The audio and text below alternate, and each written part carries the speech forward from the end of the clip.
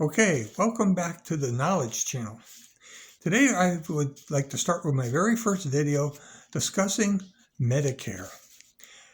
As you all know, when you reach the age of 65 in the United States, Medicare is a more or less requirement that all citizens of the United States have to apply for and use, basically.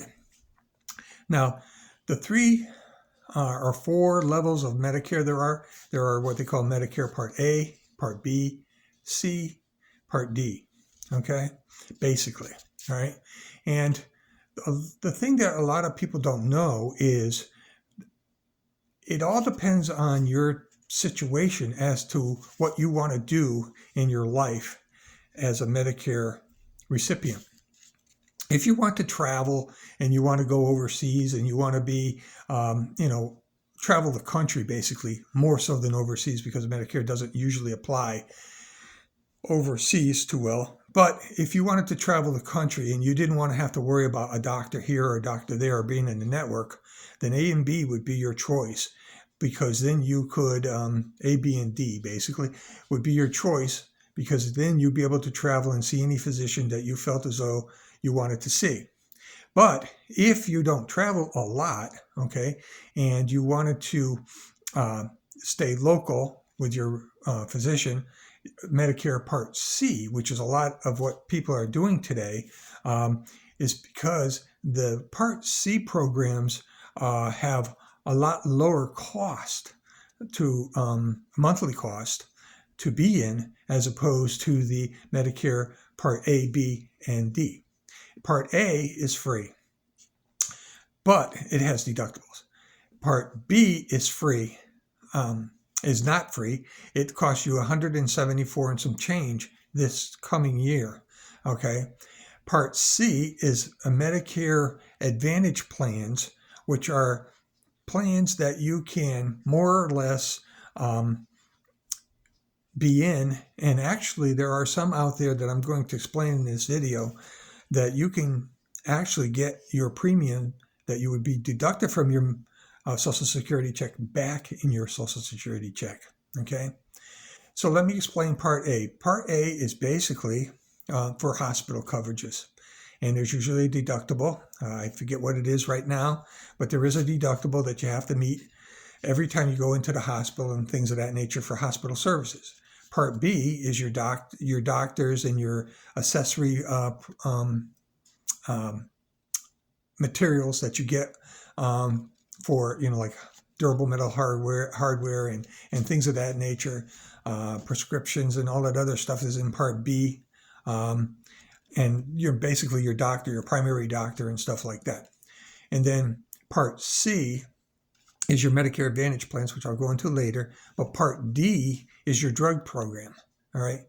And Medicare doesn't tell you this, but you really have to have, if you're going to be an A and B, A is free, and basically you don't have any cost there.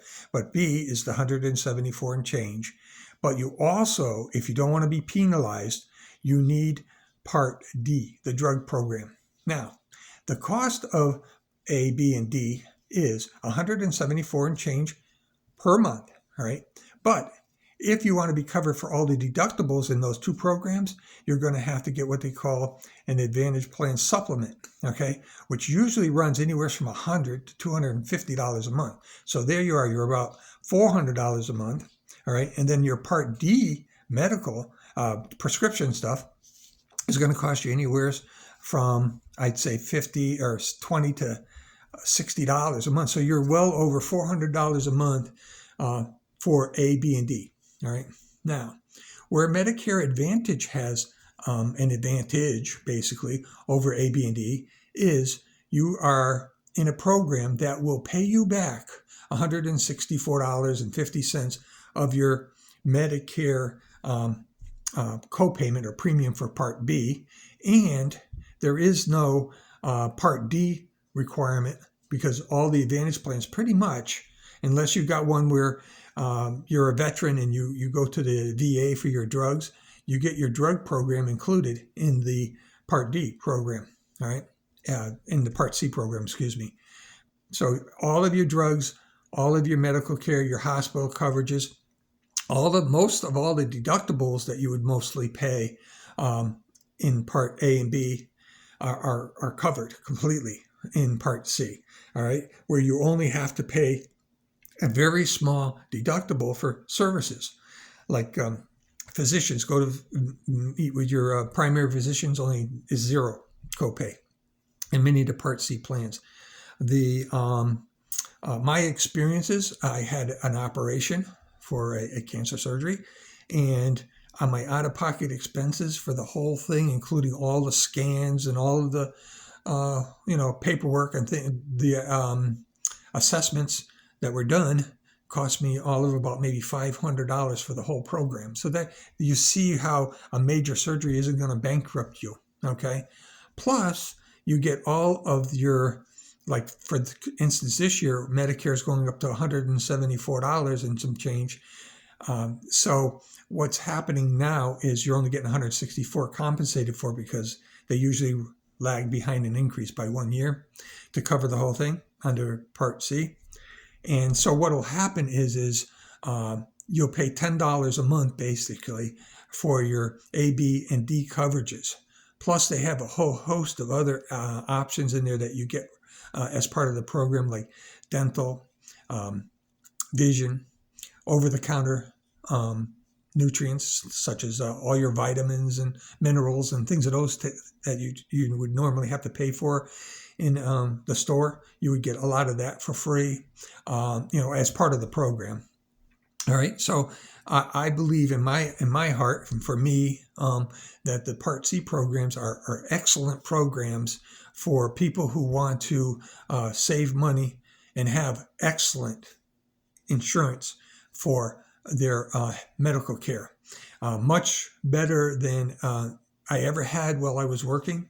Okay, the co-payments are minimal, like $10 for a specialist. And the co-payments for medicine is very, very low. And even now that the government has started to push diabetic drugs, there's a lot of diabetic drugs that are being covered more and more as we go into this next year. So to me, the Medicare Part C program is a really, really super part program to get into over A, B, and D for my situation. And everybody's situation is different. So like I said at the onset, that if anybody was going to do a lot of travel and wanted to be able to go to any physician at the spur of the moment and get a script or whatever, maybe A and B and D would be their program of choice. But to me, for me, I don't travel as much.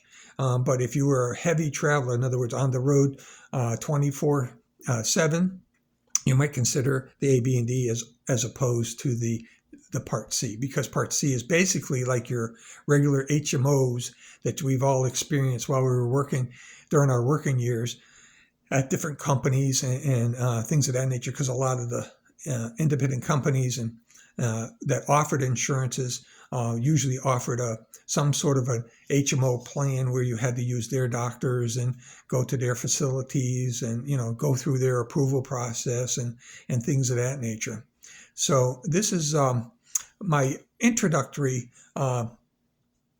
video on Medicare, okay, as another follow-up to my introduction, basically. I will be doing some other additional videos with other things like regular insurance, Obamacare, and things of that nature. So stay tuned, and I will be doing those in the near future so that I can share this information with all that are out there and whoever is interested. And it's all because I feel as though maybe these tips will help some people, and I hope it does. But I think that you should always be looking for the best deal around.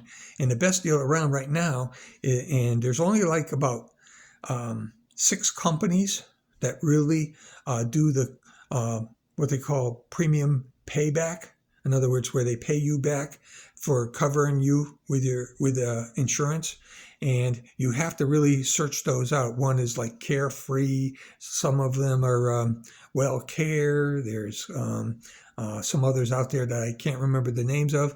But if you look around and you actually call the companies that are listed in the Medicare booklet that are in the back for Part C coverages, you can ask them on the phone if they offer a medical HMO plan in your area, because all the areas are different, that would give you a premium buyback.